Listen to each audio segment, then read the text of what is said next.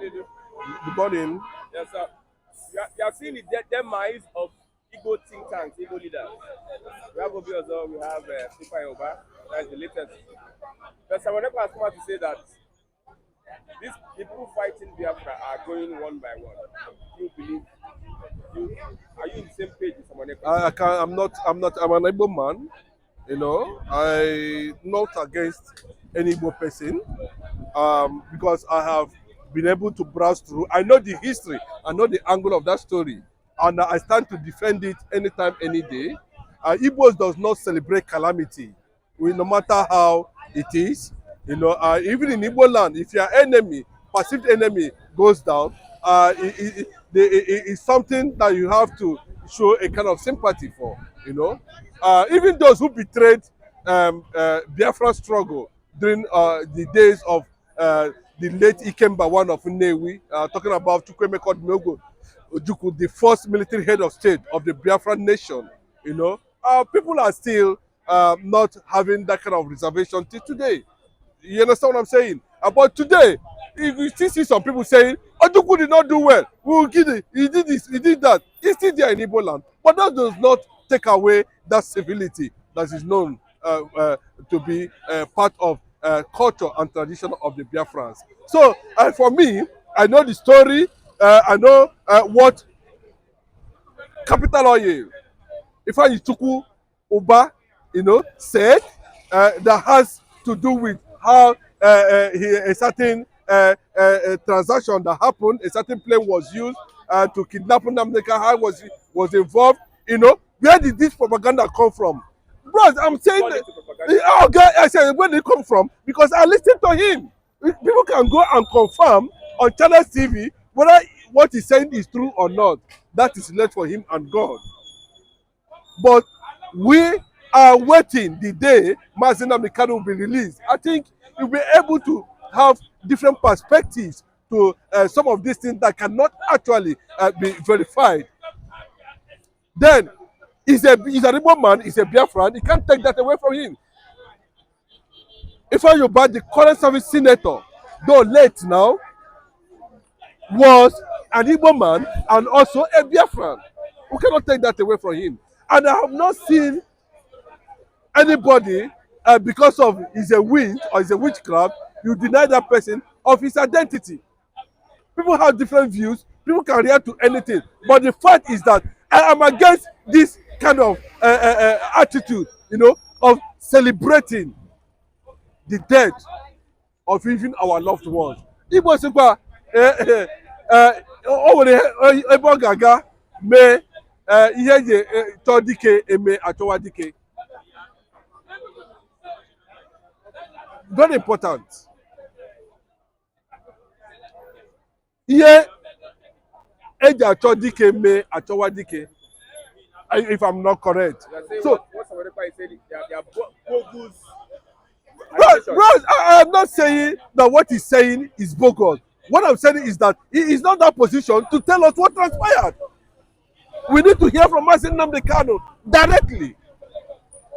Until Nnamdi Kanu is released, we'll be able to know what role anybody played. At the end of the day, I think Nnamdi Kanu will be able to handle those issues, you know, when he's out. We'll be able to have a proper view, you know. And this kind of a thing, I've listened to Ifeanyi Ubah on Channel TV, where he came out and take a position on that. And he denied, even though he might be true or not, nobody knows. But he's not in the right place, because I know that Nnamdi Kanu cannot deceive Nigerians, cannot deceive Biafrans.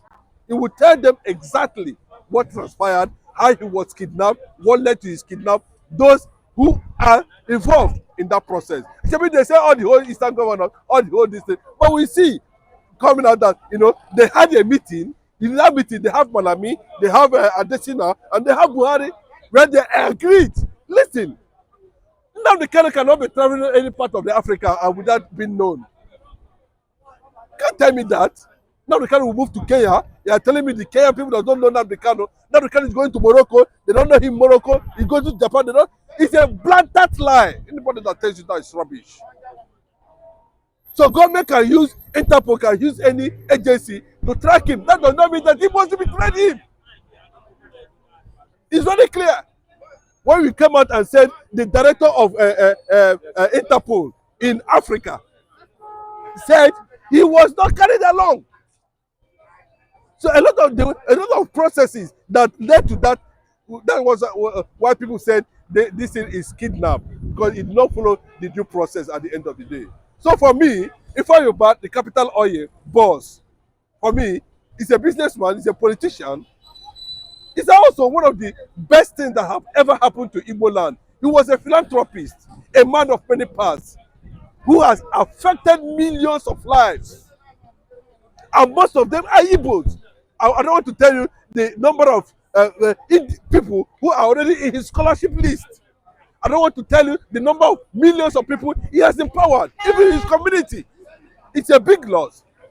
He has transformed lives, he has touched lives. To Nigerians, to Biafrans, or to the Igbo nation?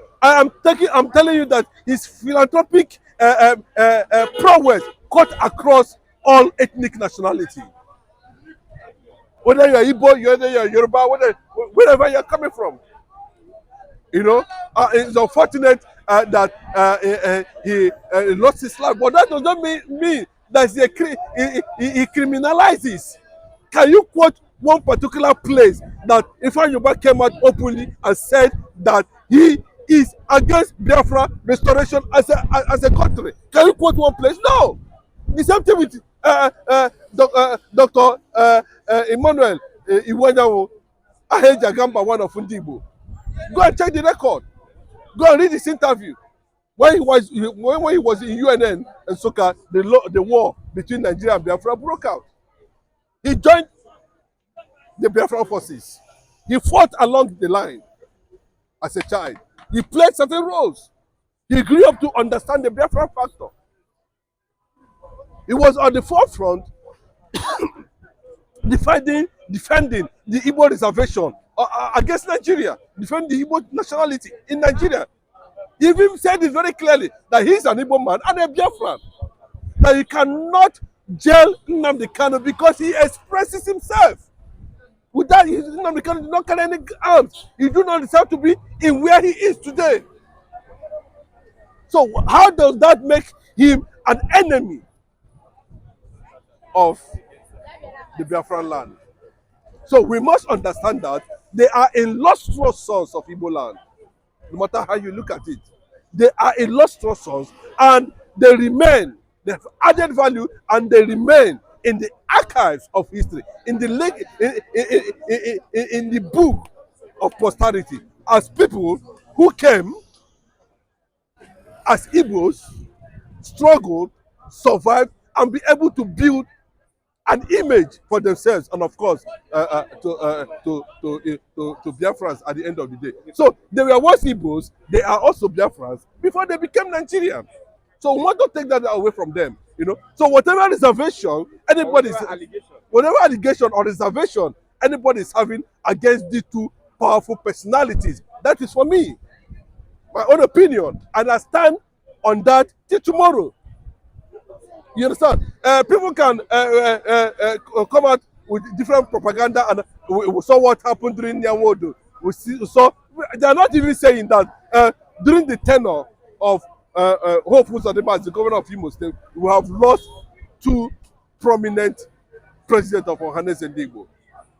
We must understand that we need them, and they also need us. Without them, there's no Ohaneze.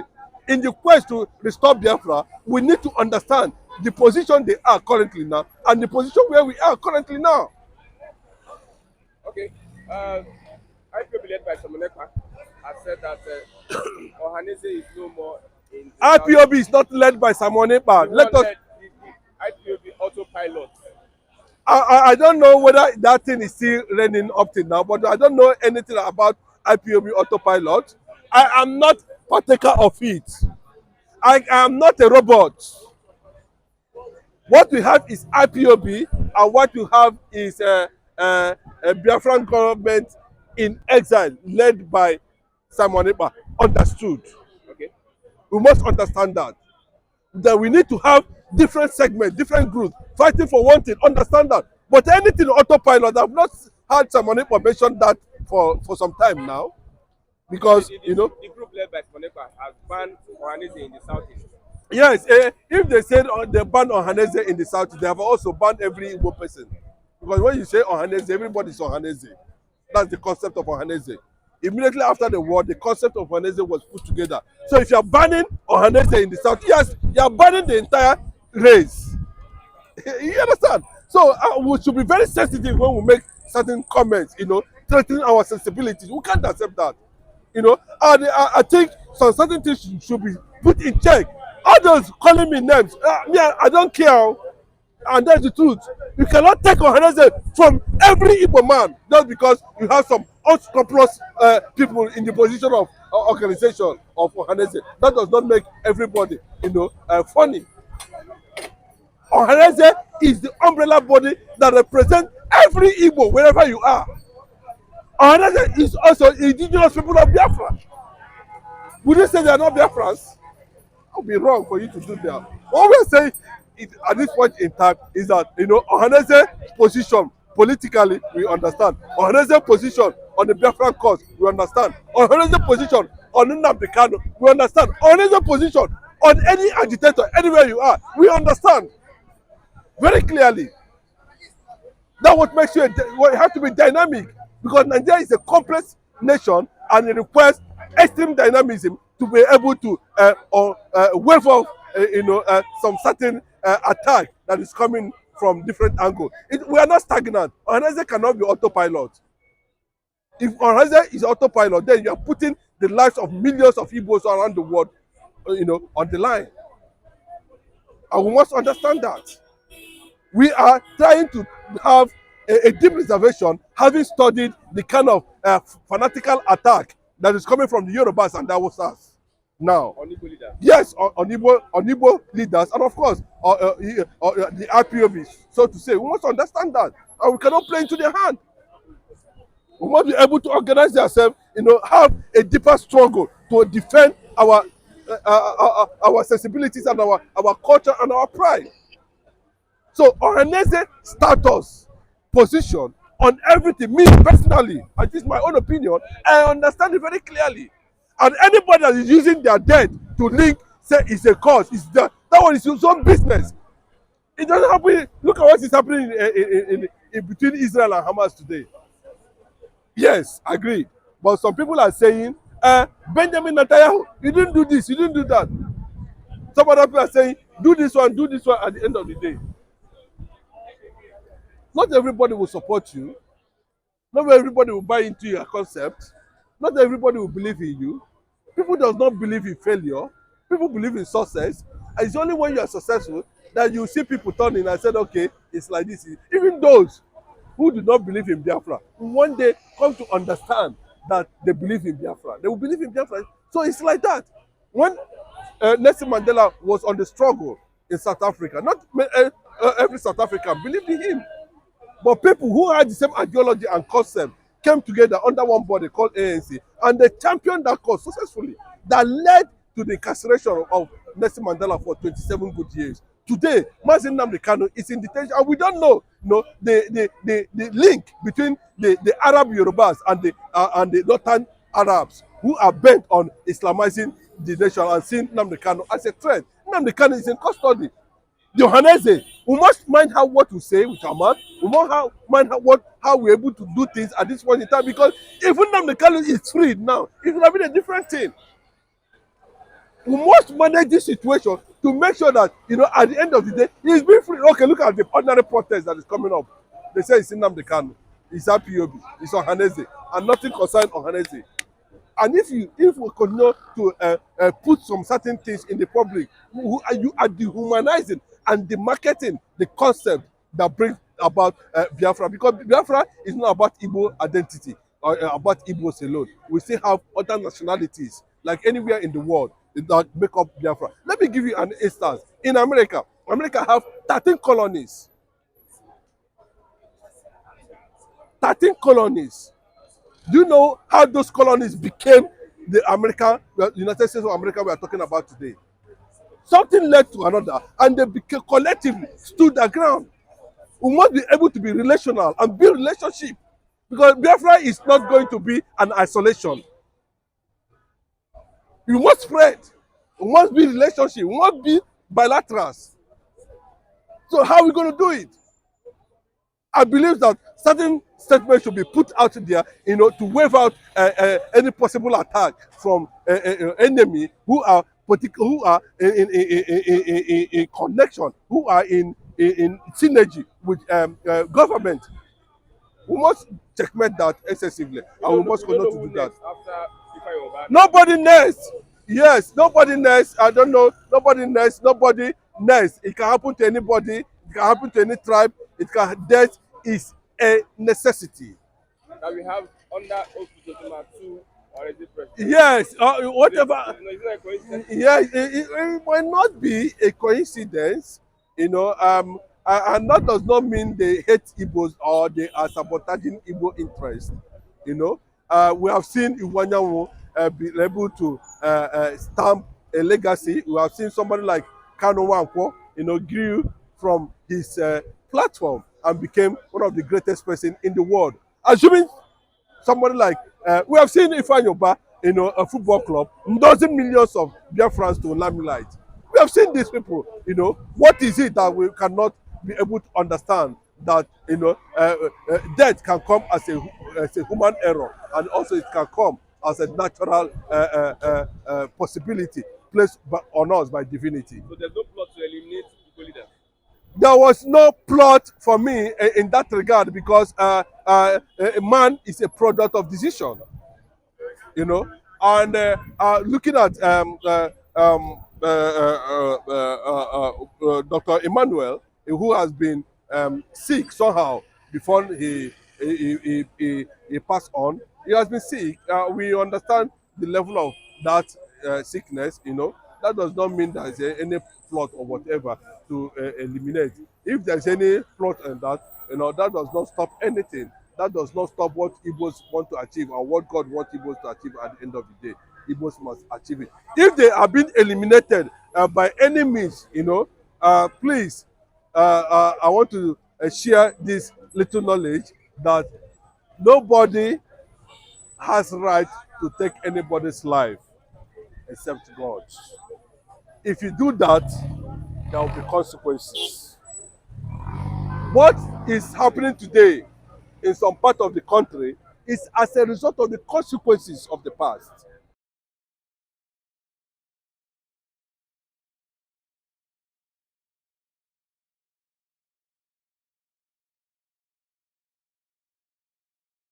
Understand that very well, but I want to share it with you that the Southwesterners have seen that what is happening to Tinubu now, it's not as if Tinubu does not have what it takes to stand the pressure that is coming today, but the consequences of what he did, the consequences of what they have been doing is what is playing out today, and I hope he controls it. So if he doesn't control it, don't you see it as something else at the end of the day, and just will decide. Like Abiola, Abiola case, he cannot take that away from what they believe was the consequences of what Abiola did. But he cannot take that away from it. It has come, and you have to accept it, with both hands. So anybody that go contrary to the will of God concerning a certain thing will definitely have consequences. I'm not saying that Igbos are being killed secretly by using some certain toxics or whatever means. I don't think so. But if you look at what has been happening over time, I don't want to go deeply to start telling you what have led to Ifeanyi's death. You know very well that before Ifeanyi went to London, he has complications as a result of you can see he macheted even before he said he wanted to contest for governor of Anambra. He has gone down. We know why he gone down. You understand? It's a personal decision. That's left for him. So it's not because he entered APC then they are killing them. It's not because we have also them as the governor of a political party in Enugu State. He's the one behind. These are people who are out of one thing or the other develop a certain illness that possibly led to them passing on to the great beyond. So for me, I don't think anybody should use that as an attack, but at least celebrate these personalities because they have left a legacy. God bless you. Thank you very much.